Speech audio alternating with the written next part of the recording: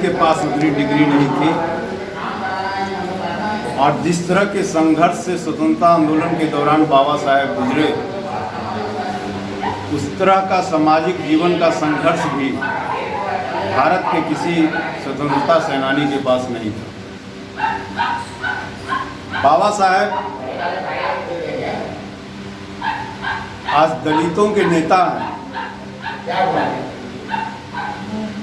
बाबा साहेब को संविधान निर्माता भी कहा जाता है क्योंकि वो संविधान सभा के प्रारूप कमेटी के अध्यक्ष थे।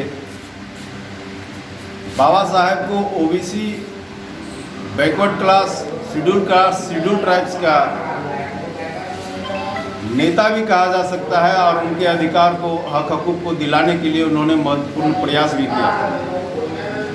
लेकिन बाबा साहेब की दो पुस्तकें हैं जिसकी चर्चा मैं हमेशा करते रहता हूँ, और उन दो पुस्तकों में बाबा साहेब ने जो कुछ भी लिखा, उनको मानने वाले लोग उस पुस्तक के विचारों से भटक गए। बाबा साहेब ने अपनी ज़िंदगी का पहला पुस्तक लिखा, एवोल्यूशन ऑफ कास्ट, यानी जाति को तोड़ दो, और बाबा साहेब को ही जाति में बांध दिया गया। उनको ही दलित का नेता कह दिया गया, जिन्होंने अपने जीवन का पहला पुस्तक लिखा, एवोल्यूशन ऑफ कास्ट, मतलब जात तोड़ना भारत के विकास के लिए बहुत जरूरी है।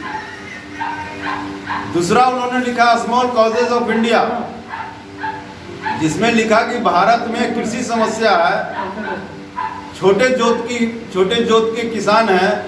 अगर भारत के कृषकों को लाभकारी मूल्य दिलवा दिया जाए, भारत में किसानी को अमेरिका, ग्रीनलैंड, फिनलैंड की तरह लाभकारी विषय बना दिया जाए, तो भारत में बेरोजगारी नाम की चीज़ नहीं रहेगी।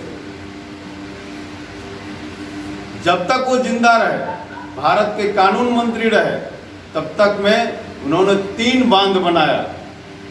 बिहार में भी जिस कोसी को आप कहते हैं कि ये शौक है, बाढ़ लाती है, तूफान मचाती है, बर्बादी लाती है, उस कोसी को बांधने का प्रोजेक्ट भी सरदार पटेल के साथ बाबा साहेब अम्बेडकर ने ही किया था। उसके बाद कोसी आज तक बंधी नहीं किसी से।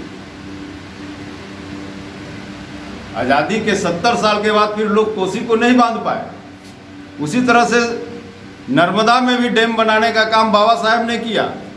छोटे छोटे चैनल और पनबिजली परियोजना का प्रारूप रखने वाले बाबा साहेब थे।